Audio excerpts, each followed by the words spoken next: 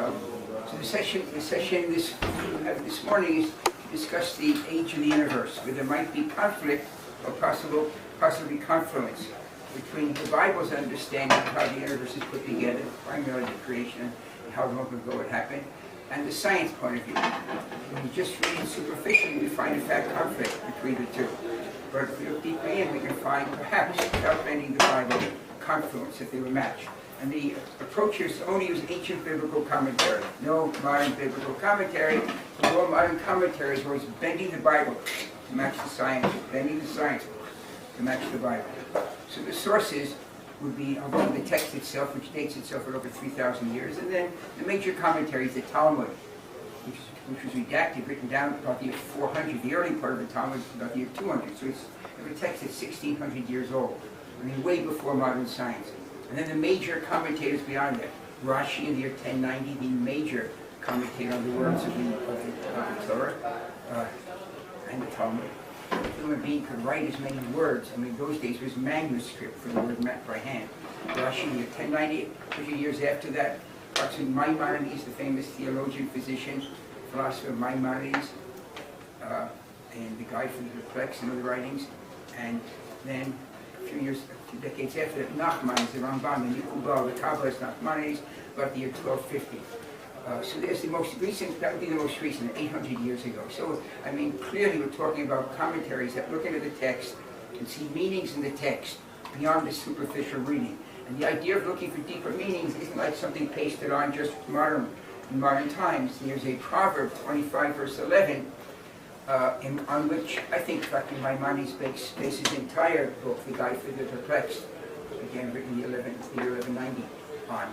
And that proverb says, a word well spoken is like apples of gold in a dish of silver. A word well spoken is like apples of gold in a dish of silver. And what was King Solomon talking about, Maimonides asked? Why should a well-spoken word be like an apple of gold in a silver dish? And he answers it. When you look at a dish from a distance, that's what you see. It's a beautiful silver dish. But you can't see what's inside it. You can see it's silver, the craftsmanship. Only when you bring the dish close in do you see the apples of gold. The silver dish, the literal text of the Torah. Do this. The front of teaching. Do this, don't do that, eat this, don't eat that, act a certain way. The apples of gold are the subtleties within it, which you only see when you look deep inside the text. And those apples of gold are essentially how God runs the world. And he takes the text way beyond the simple reading. And Maimonides writes something extraordinarily interesting on that, about that proverb, that King Solomon wrote apples of gold in a silver dish, and not apples of silver in a dish of gold. And Maimonides writes that gold is more beautiful and more valuable than silver. The silver dish reading, the frontal text, tells you how you run your life.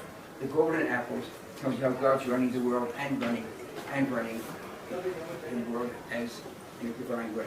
So with that understanding of being able to look with going back at Proverbs are about 2,500 years ago. And so that concept of looking within the text is nothing new. So that's what I want to try to do today. See whether we can make sense in the few minutes we have of a universe that's billions of years old and a universe that is thousands of years old. The thousands of years come if we add up all the generations in the biblical text, the Hebrew Bible, and the years are given. What's interesting is the Torah and the Tanakh tells us the ages of each person when they have their kid. The first kids, we can add generation by generation. Why the Torah gives a calendar, I don't know, except for the fact that it must be one of the ways of demonstrating that the Torah is valuable and valid. Because by knowing ages, you can then look at the Torah's claim of when this happened, and you can look at let's say the secular, I don't think anything's really secular in the world, but you can look at the discoveries by paleontology and archaeology and see that they match. And they match very frequently.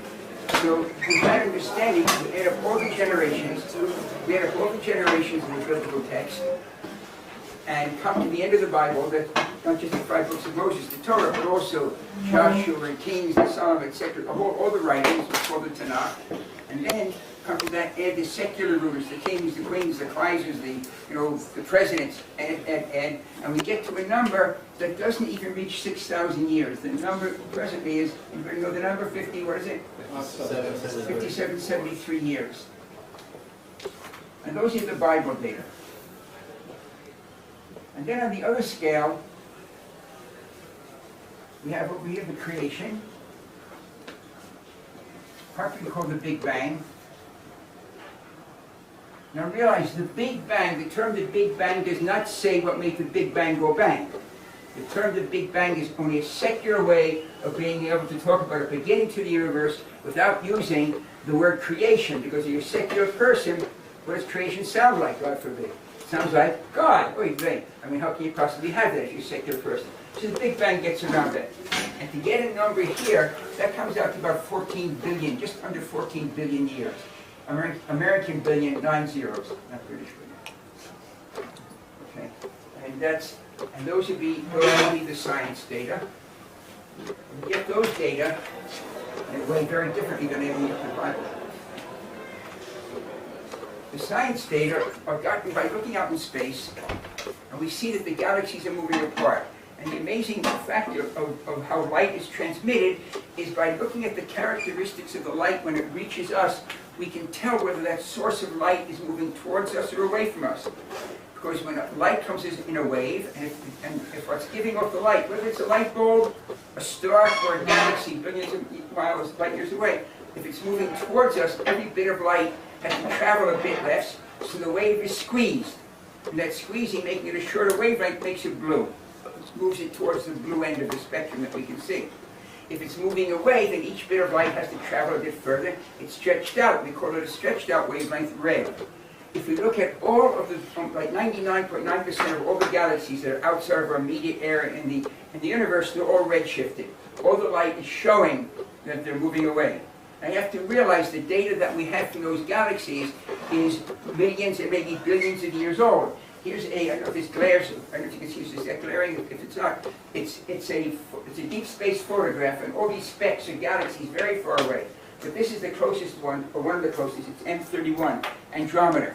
Now that picture was only taken about a year ago, a year and a half ago, okay? But the data are 2.5 million years old. That is the light from that galaxy left the galaxy 2.5 million years ago. I mean, so up to date, if you're worried about reading yesterday's newspaper, it's not so bad. Because that's the closest of the galaxies. These specks out here, every one of them is a gigantic galaxy, as big as this. But they're so far away that they look like just spots. They're not stars, those are galaxies. Billions and billions of galaxies. And the light from them is billions of years old, because that's how long it took to get to us. Okay, so those are the science data. We look out and we see that the universe, the galaxies are moving apart based on the data of Edwin Hubble, the famous Hubble, and then many other measurements after that. But you should realize that all the Hubble data are based on the discovery by a woman named Henrietta Leavitt. Probably anyone in the room have heard of her name, Henrietta Leavitt? There would be no Hubble telescope without the work of Henrietta Leavitt. She discovered, painstaking work, how to measure, how to learn how far a galaxy is from us by looking at the characteristics of the light. Hubble realized the characteristics which show the motion, but he didn't know how far they would be. She discovered it, and she was about to get the Nobel Prize, but she made the mistake of dying of cancer, and so she didn't get it. So it's sad. Hubble talks about her. She died in 1910. Hubble started his work about 1920. But since then, there thousands and thousands of measurements. We see these galaxies moving apart, and it shows us that the universe is, in effect, expanding. The galaxies are moving apart. So if we look at the rate of expansion, and we can measure that rate, like from last year to this year, and predict from this year to next year, and the following year, we can predict the rate of expansion. So let's run the equation backward in time. Instead of this year to next year, let's look about this year to last year. By looking at rate of expansion, we'll just make it backward. Millions of years ago, billions of years ago, we run the equation of expansion backward in time. It takes in the order of 14 billion years for this great expansion to come out as a great burst of energy by running this expansion back. So we have two measurements here, one in 6,000 years, less than 6,000, and one a bit under 14 billion years. It seems pretty bad, but at least it's on the charts. Go back 50 years, and the overwhelming understanding of the age of the universe was the line didn't end here; it went from ever. The universe was eternal. That's usually a hard pill for a secular person to accept. But less than 50 years ago, the overwhelming opinion of the scientific community wasn't there was a Big Bang. There was no creation. The Bible was wrong from the first sentence. The universe is eternal. The discovery of the Big Bang is the best news for God since Moses came down from Sinai. Only the Messiah will match that. That there was a creation to the world. Because you know what? That's sentence number 1 of the Bible. There was a creation. And it should never be lost the significance of. And that's what's called, that's called the Big Bang, or the creation. In fact, the term the Big Bang was coined in derision by a scientist, Fred Hoyle, who was sure the universe was eternal. Later, in his discoveries, he changed entirely. And he was being interviewed on a radio program in the British Broadcasting Corporation, BBC, about 1950 approximately, plus or minus a year or so. And the editor, the interviewer of the program knew that Hoyle felt, this Professor Hoyle, who's an astronomer, felt the universe is eternal. So to give a little excitement, a zest to the program, so the interviewer asked Professor Hoyle, well, what do you think about people who say there was a creation of the universe? Remember, he knew Hoyle thought the universe was eternal. Hoyle replied, they thought it was a Big Bang. And the press picked it up. And since that time, it's been called the Big Bang. And Hoyle later, in his discoveries, realized that his writings are amazing. My background's MIT. He was in this England and also at Caltech, which is the other major neuroscience university on the other side of the United States. And in his writings in the journals in Caltech, he said it's clear. There's a super intelligence acting in this world that can tinker with the chemistry, the physics, and there are no blind forces in nature. It's an amazing statement for a man who previously had felt the universe was eternal. He discovered certain nuances in the physics of the world which he felt couldn't be by chance. Similar things have happened with biologists who have been said there also. But let's Fred Hoyle on the Big Bang. And now we have a universe that's thousands of years old and billions of years old. So several years ago, my wife is Barbara Sofer, great writer, and we're married, but she's a writer, Sofer is a writer. And she was researching a story in Montana. And in Montana, there are so many dead dinosaurs, like there's a dinosaur jamboree and the dinosaurs all died, that anywhere you look, it seems you can pick up a piece of dirt, you got a dinosaur fossil in your hand. So the state actually sells the fossils. Usually it's forbidden to sell fossils like that because they're national treasures. So Barbara wanted to buy me a certain dinosaur, but it didn't fit in the suitcase. So what I got instead was a part of a backbone. It's the vertebra, the part of the backbone of a plesiosaurus, a water-dwelling dinosaur. It's 150 million years old, dated by 2 radioactive decay chains. Is it? 150 million years old, really? We've only got 6,000 years from the Bible. Well, I can get it into here if that's true. But maybe this is true. So there is the possibility that, in fact, God put these rocks in the ground, made them look like fossils, juggled the radioactivity, and made the world look old. Juggled the light coming from galaxies to make it look old. And the world is really young. I don't think it's true, but could it be true? Could the God of the Bible do that? What? Yeah. Of course. If the God created the world, God created the world any way God wants to, with the laws of nature, however. I don't think it's true, but I'll tell you right up front. It might be true. Or the rest of the session might be just, interesting, but not reality. Again, I think this rock is 150 million years old. I think this is true, and I think this is true. Without bending either one. And I don't think my wife got ripped off, and the other people buying the fossils. But it could be, and I make it straight, I'll say it again. There'd be no way of disproving it, because every argument against it is, well, that's the way God made the world. God wants to juggle the ring. So you can say, well, why would God do that? The difficulty with that question is Isaiah answers that question already, or God's speaking through Isaiah in chapter 55. My ways are not your ways, neither are your thoughts my thoughts. So you can't say, why would God do that? We can say it, but already we realize it's a non-starter as far as our human answers go.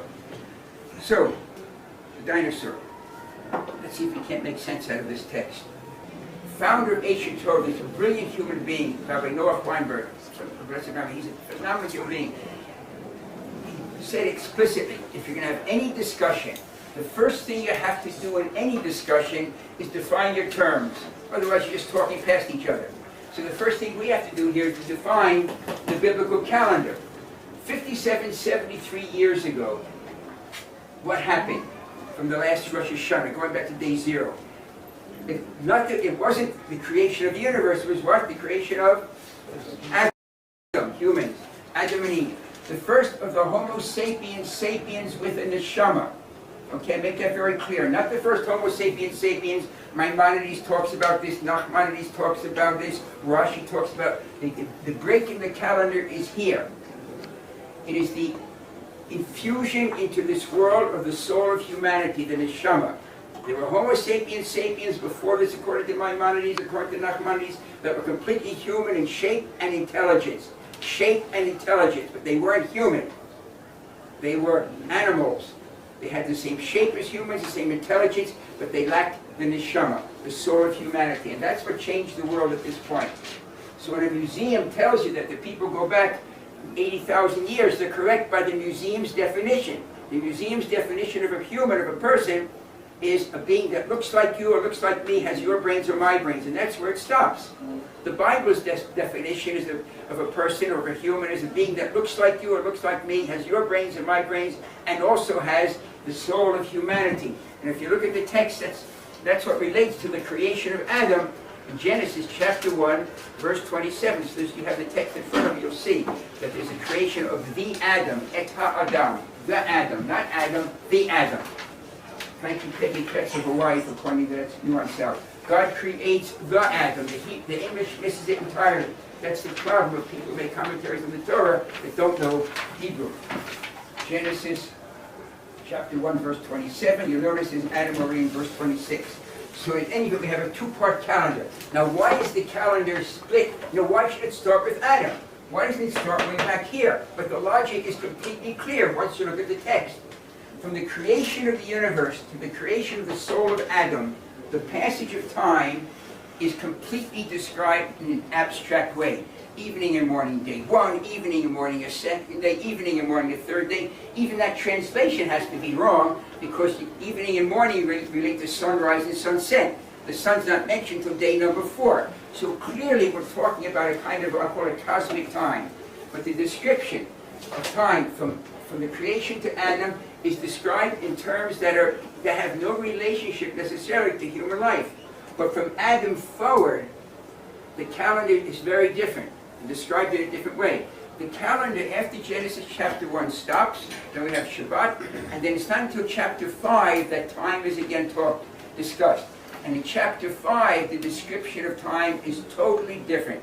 It starts again in chapter 5, verse 2 and 3, that Adam and Eve lived XYZ years and have a kid named Seth, their first child. Seth lives QW years and has a kid named Enosh. Enosh lives XY.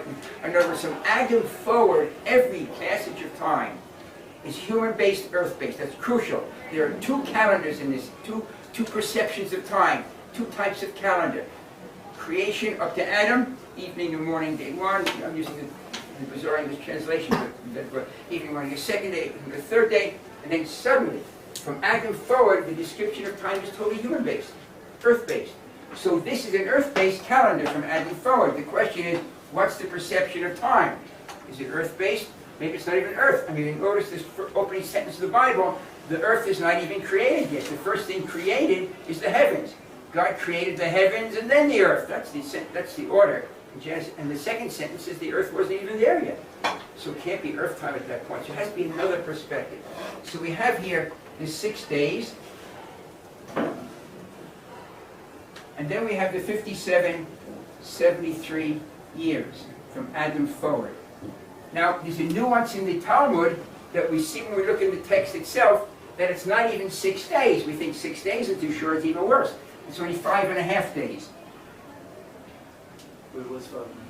From the creation of the universe to Adam, the soul of Adam is not 6 days, it's 5.5 days. The Talmud talks about this, that it's 5.5 days up to the soul. Then the second half of that day is earth-based time. The logic, I don't know what the logic is in the Talmud, but we could see logic from a human point of view, that you've noticed that if you count the number of verses in day number 6, you'll notice that Adam is mentioned spot on halfway day number 6. So it's 5.5 days go by, and then day number, and till we get to Adam. So hence the 5.5 days. So the age of the universe in biblical terms would be 73 years plus what? 5.5 days. So now we have this this problem. We dealt with Adam already being the first Homo sapiens sapien with the neshama, not the first Homo sapiens sapien. It was an Adam class we could spend a whole 2 hours on. But now we have the days. So just a quick show of hands. How many of you have ever heard, even if you don't believe it, but how many of you have ever heard the idea that the days of Genesis weren't 24 hours each, they were long periods of time? The text says day, right? That's called bending the Bible to match the science, right? Or bending the science to match the Bible. But the text says yom. Yom is the Hebrew word for day. So what are we going to do about that? But luckily, we don't have to guess the length of each day because the sages solved the problem for us. And anyway, 24 hours isn't too short for an infinitely powerful God. 24 hours is too long. And what's God doing up there playing Shesh with Gabriel? I mean, why would God schlep around for 6 days? Because God works through time. That's the 6 days. But it's rather embarrassing. You don't think God made the universe like that. We always think it's too short. For an infinitely powerful God, it's too long by 6 days, unless you're working through nature and time. But we don't have the problem in any event. Because the Talmud, in the section of the Talmud called Holidays, Agiga, and Rashi, they're in the Talmud, and the Nachmanides, the Mikubal. Is there a possibility that God has a bit different distinguishment between time? Well, that's exactly what we're going to get to. There's two perceptions. That's why this perception of time is described so totally different from Adam. From Adam forward, the perception of time is totally human-based. From here, we have no idea what it is. But the Talmud is about the year 400, just give some years. Rashi is about the year 1090, way before modern science. And the Ramban, Nachmanides, is in the Kabbalah. He's about 1250, but it's not. His Kabbalah comes in much earlier. And all three, and there are no exceptions. This is done this on national television, the States with millions of people present. No one has ever found any of these 3 other commentaries. There's no beyond that. There's a Psalm 90, verse 4, 1,000 years in your sight, like a day, but that's not relating to the days. There are no other commentators that touch it. Maimonides doesn't touch the age of the universe. And all 3 solve the problem. We didn't have to worry because the days, they tell us the problem. The days are 24 hours each. And there's no diversions to that. That's ancient commentary. You want to drop commentary? So we knock out the Talmud, Rashi, Nachmanides, got nothing left. But the commentary is more significant. Nachmanides brings it down completely. Rashi said 24 hours. Nachmanides says 24-hour days, and it's in 3 locations. It's on Ye, or the 3rd sentence of the Bible, if they like, and on Kitine Eved, by Hebrew servant in Shemot, in Exodus, and in Vayikra, Leviticus, Shabbat Lashem. Okay, 3 sources Nachmanides brings down. You put them together, the commentary reads like this. The days are days, they're 24 hours each, and then he throws in a sentence, like the 6 days of a work week, so you can't say the hours were different. The days are days, the 24 hours each, like the 6 days of a work week, of a kolel kol yamot olam, but contain all the ages of the universe. Is such a thing possible? Is it possible that 6 24-hour days, not longer than the 6 days of our work week, contain all the ages of the universe? And the answer is a resounding yes. Resounding yes once we understand the nature of time and how these perspectives of time can be different. Because this description of the passage of time is totally different from Adam forward. So perhaps there are 2 perspectives of time. And it is that which the Ramban, Nachmanides, brings in his magnificent insight. He looks at the text, and if you look at the text that describes Genesis chapter 1, pretty interesting. There are several printings in the room, so I can't give a page number, but it's the opening page of the Bible. So at the end of each day, of these 6 days of Genesis, the day is numbered. Kind of interesting. The day's numbered. First of the days, verse number 5, there's evening and morning, Yom Echad, 1 day, or day 1. He had Yom Echad. There's even 1 day. Go down a few more verses to verse number 8. There's evening and morning, a 2nd day. Yom Sheni, a 2nd day. Jump down to verse number 13, evening and morning, a 3rd day. More things happen, a 4th day, a 5th day, the 6th day. Nachmanides spots a problem here. 2nd day, 3rd day, 4th day, 5th day, the 6th day. What about the opening day? The 1st day, right? No, day 1. Why does the text say day number 1? Why doesn't it say there's a 1st day? It says second day, third day, fourth day, fifth day, the sixth day. Give me a first day. But he points out something extraordinary. You can't write a first day on a first day if there isn't yet a second day. And there hadn't yet been a second day on the first day. It's a phenomenal insight that the perspective of time suddenly becomes significant here. It's not Einstein and relativity. It's showing astronomy. There's something going on here that the Torah sees time from a different perspective. The example of first and one, if you look at the First World War, no one during the First World War called the First World War the First World War, except the pessimists, who happen to be correct. All the other people called it the Great War, the war to end all wars. But by the Second World War, the First World War became the First World War. Just an example, and you can see the papers, and there's no question about that. Nachmanides didn't have those two wars to compare, but he realized the grammar. But it's bizarre because Nachmanides, believe it or not, had actually read the Bible a few times. So he knew the Torah wasn't given back here around Adam or so. The Torah is given on a mountain out here in Sinai to Moses. And because the ages are given, we can calculate how many years went by from Adam up to Moses on Sinai. Because that's when the Bible's given.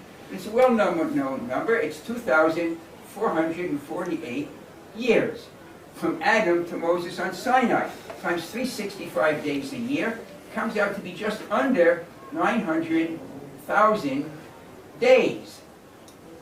I mean, what is Nachmanides telling me? There hadn't been a second day. By the time the Torah was given on Sinai, there had been about 900,000 second days. So what do you mean there wasn't a second day? And he points out that had the perspective of the Bible been from Sinai looking back for the 6 days of Genesis, the Torah would have written this evening and morning the first day.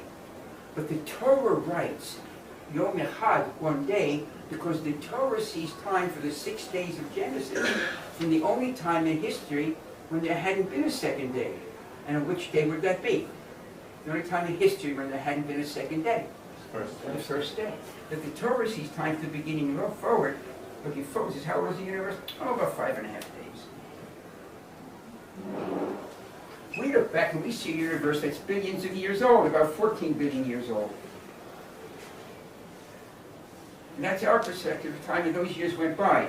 But when a scientist billion years old as measured from the time-space coordinates of the Earth, or in English, as measured from our position in the universe today, go to any other location in the universe, even right now, and make the measurement, you get a different number. It might be a little bit different, it might be a huge amount, depending upon the conditions in space. There is no such thing as absolute time.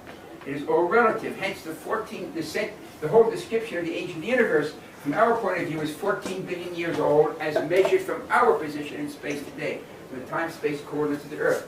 But how would it be perceived? The operational word here is perceived. It's totally a thought experiment. From the Bible's point of view, looking forward, the cavemen would be back here, in our perspective, back here, dinosaurs back here, etc., etc. How would all that be perceived from the Bible's point of view of looking forward from the beginning, as opposed to looking back, as we look back into history? The years went by. That dinosaur fossil is 150 million years old by our perspective. How old would it be by the Bible's perspective?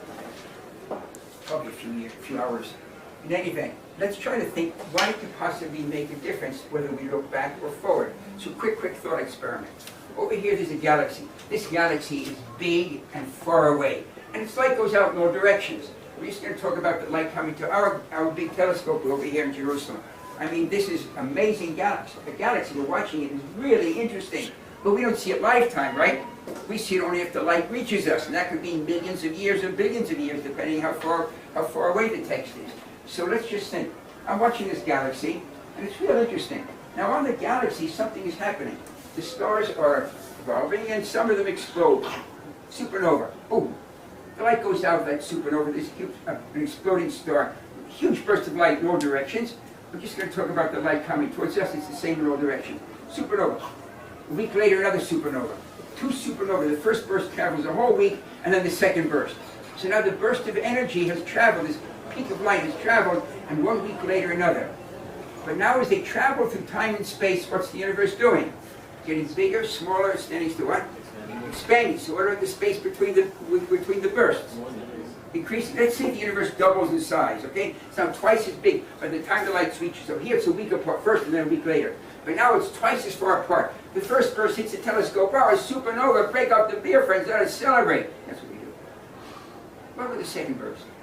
Would it be a week later? Well, if now the distance is twice as much, how much later would the second burst reach us?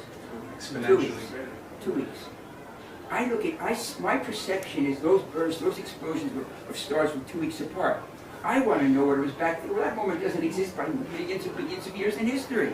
But I can call up an astronomer, and he can tell me how far away that galaxy is. It may not even exist any longer, but how far away that galaxy is, how much space is stretched. And now I go back in time, taking those data. And as I go back in time, the universe is getting bigger or smaller. Mathematically, of course. Smaller. And the 2 weeks become 1 week. Two perceptions of one reality. And that is exactly what's here. These years went by. How will they be perceived? The operational word here is perceived from the Bible's point of view. And for this, Nachmanides makes a nuance. He says, he writes, time is created at the creation. That's the Kabbalah. Time is created at the creation. Aquinas says exactly the same thing about the same. Time is created at the creation, but then Nachmanides makes a nuance from the calendar. He says, however, mi shia yesh yifos bozman. When you have matter, because he describes the first creation as dak mo'od, ein bo mamash. It's so thin, there's no substance to it. They call it energy. But then he writes, mi shia yesh. When you finally have yesh, matter, yifos bo, tofes means what? Grabs a hold, that time grabs a hold, which is literally true also. And the calendar begins with time grabs a hold. Now that E to M transition, as Einstein said it could happen, took less than a second. It's about 100,000th of a second. It's a big approximate sign here, but that's approximately we estimate it to be. What's interesting though, this is the first moment in the history of the universe that we know absolutely. Everything else is very good science, very good predictions, but this we know. This we know because of the energy level that it takes, that is required to have a massive energy condensed into a particle, like a proton. In fact, that's what it is, the proton, the energy of a proton. We know this number here by measuring the black of space. So if I could predict how much space had expanded from here to here, if I could measure or predict how much space had stretched from here to here, I could make a calculation of how the 14 billion years would look from this perspective. Just like with the galaxy, I knew how much space is, an astronomer told me a factor of 2. I'm measuring 2 weeks. I go back and it becomes 1 week. I want to go back in time to here. What's important about this approach you're about to hear is one of the 2 leading peer-reviewed journals in the world, Nature. One is called Science, it's published in the States. My background is MIT, and then I got published regularly in Science.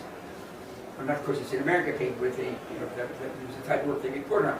Nature, the journal Nature, one of the 2 published in the British Isles, it's one of the 2 leading peer-reviewed journals in the world, uses this identical approach for a different purpose. But this idea of having these 2 perspectives of time. They use it for a different purpose. They don't mention Schroeder, of course. God they never mention God. But they use it, which gives it the stamp of approval, because it's important that this peer-reviewed journal, which is one of the 2 tops of the mountain, Science and Nature, accepts this as a way of having 2 different clocks. And that's what the Bible was doing 3,000 years ago. Day 1. Why not the first day? Because it hadn't been the second day. Thank you, Nachmanides, for that insight. How would the 14 billion years look from here? For that, I would have to know how much space had stretched. From here, the moment when matter forms is called nucleosynthesis.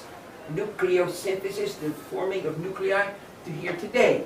And we know that ratio by knowing the temperature that nucleosynthesis occurs initially, and the temperature of the black of the sky at night. Not the temperature of a star or a galaxy, but the sky is primarily black at night. It's empty. You measure that temperature, and that number is known, and that ratio is how much space is stretched.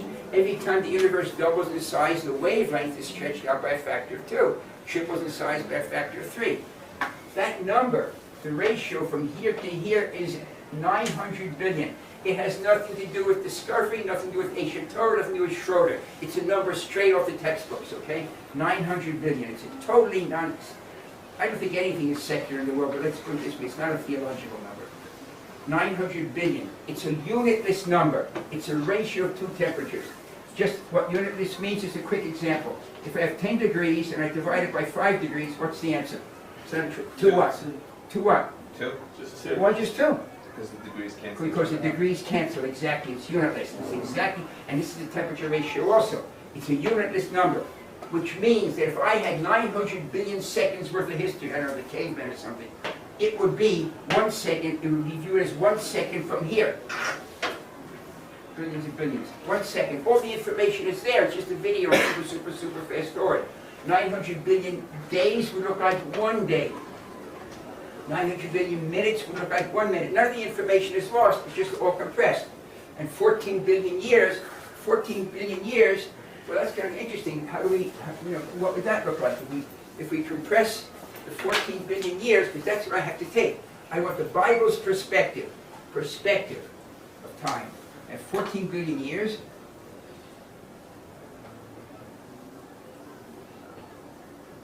compressed by 900 billion. It's so magnificent. It could have been any number under the sun or above the sun. But it comes out to be both be billions. It's so interesting.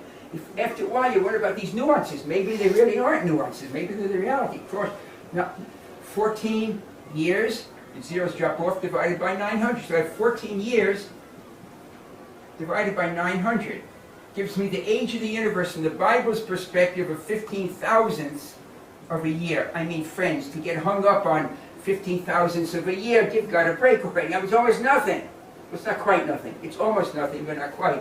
Because we change it into days. You know what we get? You get 5.5 days. It's almost embarrassing. There's no trick to that.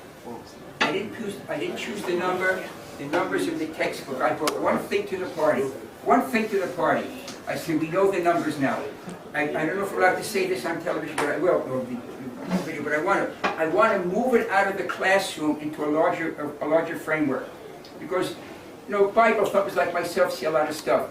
That calculation, and I'm not bragging, I'm just making a reality. That calculation put my second book, The Science of God, on the bestseller list for an entire year. And in its category of science, it was #1. Stephen Hawking, Brian Greene, all the names you know. The Science of God was #1 the year it came out. You don't stay in that if it's a trick. There are 2 arguments on the web. Realize there's tens of thousands of references on the web, more than 30,000, and the actual number general is over 1 million. But there's 30,000 specifically to this calculation. There are 2 arguments. They both come from the West Coast. And one is, I was lucky. Now that could be true. I want to make it right up front. It could be true that I was lucky. The numbers just happened to work. The other is completely not true. That Schroeder, me, juggled around to find the moment that it works. Now, Nachmanides juggled around 1,000 years ago almost. And he says, when matter forms, the clock of the Bible begins. The era of nucleosynthesis, this is the number for it. Not for me, I'm not an astronomer, my background's in nuclear physics. I work with atomic bombs. It's not relativity, it's cosmology and astronomy, the stretching of space. And if you want to see this in graphic form, I urge, go to the web, go to the NASA site, NASA, and when you get National Aerospace Authority, and type in WMAP, the initials of the satellite that mapped the history of the universe and gave us some of these numbers, okay? And also got 2 people the Nobel Prize. You can get it more easily by going to Google Images and then type in WMAT and you get this without searching. But this is the example of the universe expanding over time, creation from absolute nothing. Genesis chapter 1, verse 1. The universe expands over time, and there should be else out here on this. Okay? So that wraps it up. I guess the question you can take it out. Do I have time? More? I'll show you. Yeah. Wait, questions? Should I get it to, I know you whatever you want to do. No, you're good. You're going this? Keep going. Okay, just one second. So, what this diagram tells you is amazing. It's probably the strongest theological statement that science has ever made. Whether the publishers of it knew it as a theological statement, I can't say, but it's absolutely amazing. The black is nothing, something that doesn't fit the human brain. The black is not empty space in here. That's a vacuum, okay? This is not a vacuum, this is nothing. Science would say, we don't deal with it. Torah would say, God, okay, that the universe is hamakom. But look what we have here. We have a creation of the universe from absolute nothing. Over time it expands. These lines are the billions of years that give us the 14 billion years approximately. We get out here. What science holds by the fact is the following, that the only creation that we ever had, this is the only physical creation. Maimonides says it 3 times over in the opening sentence of Genesis. There was one physical creation, and the Torah says it, and a few thousand years later, science says it. This is the only physical creation. You realize what the scientific community holds, that a burst of energy can become so alive that it can wonder about the universe and be so clever that it can produce things called people that can wonder about the world, make a satellite that maps the history. Light beams became alive. That is the understanding of the scientific community. You will notice evolution never starts with light beams becoming alive. It always starts with fish becoming frogs and fins becoming feet, which is only marginally interesting. Light beams became alive. Do you realize what this says? So, Torah accepts the fact that a light beam can eventually feel love. I mean, where does a light beam have the chutzpah to feel love?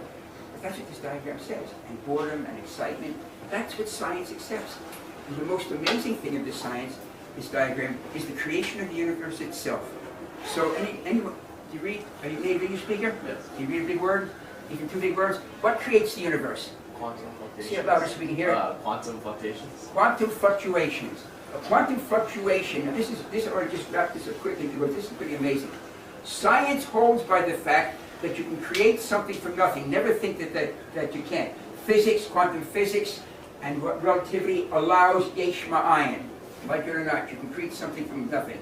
So a quantum fluctuation is an aspect of the laws of nature.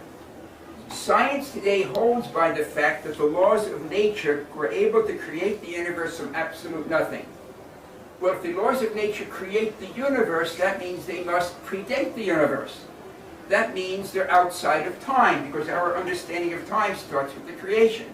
Okay? Maybe there's another aspect of something called waggle-deal, woogle-deal, niggle-deal, strange sounds. That's not time, but it has some aspect of, who knows what. But in any event, the laws of nature create the universe from absolute nothing. The laws of nature predate the universe. That means they're outside of time. The laws of nature are forces that can act on the world. And the laws of nature are not physical. They create the physical. Let's summarize that. What created the universe? A force outside of time creates the universe from absolute nothing. That should sound extraordinarily familiar. A force outside of time, not physical, creates the universe from nothing. And what's that the definition of? God. And secular, major secular scientists, Hawking had said, well, correspond with. See, if you want to call it God, call it God. It is the exact definition of God. The only thing that's different between that God of science and the God of the Bible is that which created the universe active in the universe also, besides just the passive gravity. Is that God interested in the universe and tweaking the system and making certain things happen? And that you look around and decide whether it is or isn't. But would God even use the laws of nature to create the universe? Well, if he create the laws of nature, you might as well use them. Does God ever use the laws of nature? In the Bible, in the first 6 days, we can't tell. But after that, we see God continually using the laws of nature when they're available. What splits the sea at the Exodus? Exodus chapter 14, verse 21. God makes a strong east wind. God needs a wind to split the sea? God can split the sea like that. But God uses nature constantly to make the world look natural. Because otherwise, how do you have choice? If the world doesn't look natural, then you don't have free will any longer. If you know it's divine. And that's the name of the game. Deuteronomy chapter 30, verse 19. I place life and death before you. Therefore choose life. That's what Noah always said. The major statement of the Bible is choice. That's the name of the game. How you choose. So that God could create the universe using the laws of nature is 100% consistent with the God of the Bible. And if you look around, there are things that make you wonder whether there's God active or not. But Moses in his closing in the closing chapters, in chapter 32 of Deuteronomy, the last book of the Bible ends in chapter 34. And chapter 32, verse 7 says, if you want to figure out if there's a God in the world, two sources of information. Zechor Yemot Olam, Binot Shenot Dor V'Dor. Zechor Yemot Olam, remember the days of old. That's defined by our ancient commentators as the 6 days of Genesis. That a burst of energy can become alive. But if that doesn't phase you, you think that can just happen by randomness, that's Zechor Yemot Olam. Remember that then Binot Shenot Dor V'Dor. Look at the flow of social history. Look at the flow of social history, really? Does that tell me there's a God? Yeah, it does. Because the Torah, Can you go over that equation? yeah, what's the flow of social history? God says in the text that there will be a marker in this world. Remember, the first of the six, Moses says 2 points, show there's a God, the 6 days of this evolution, development, however you want to say, from energy to life. And the other is, look at the flow of social history, the second marker. We are the marker in the world. The Bible predicts that Jews will stand out for better or for worse, but will always stand out. There's no question. The world knows Madoff was a lousy Jew, and he ruined hundreds of thousands of people. So Jews can be cruds, but Jews can invent the cure for polio and invent the web. And I mean, the Nobel laureate, it's this long. It's embarrassing almost, to be not to be Jewish. And anyway, so there's a marker in this world, and we're the marker, for better or for worse. Jews will always stand out. That's why I have so many laws to make us stand out. You can get off the train leaves the station, whether you're on it or not, but that train doesn't move forward. And with that, we can see then that those laws of nature, that part then probably is the other part as well, that God is indeed active in the world itself. Now this guy you had a question about? I just wanted to know if you could explain the equation. Again? Yeah, okay, the 900 billion. The 900 billion is how much space is stretched. From the beginning of the forming of matter, because Nachmanides says, when matter forms, the clock, time grabs a hold. And that happens to be true also. Time is passing from here to here, but there's nothing recording it. Energy is outside of time. Okay? When matter forms, and this is the threshold energy of matter forming right here, the clock begins, and it's this ratio of how much space has stretched from here to here that will tell me how the 14 billion years will be perceived. The operational word is perceived. Will be perceived from this perspective, the Bible's perspective. Whether that's God's perspective, I don't know. But it's the Bible's perspective of time. I mean, if we say in Genesis and the Big Bang, my first book, if I can change one sentence, I say God's perspective of time. We don't know God's perspective of time, we know the Bible's perspective of time.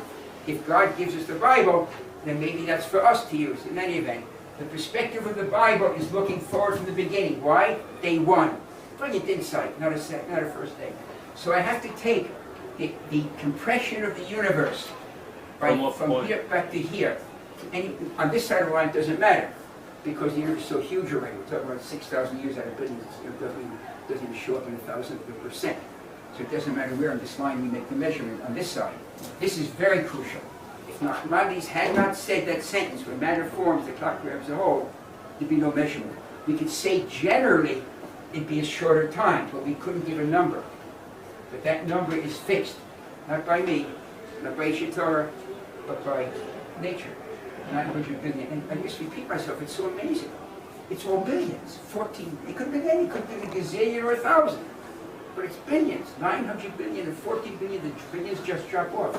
So this compression, coming back, is a compression of 900 billion. And then we have this number here, the 14 billion years divided by 900 billion comes out to be 14 years divided by 900, which equals 15 thousandths of a year times 365 days per year comes out to be 5.5 days.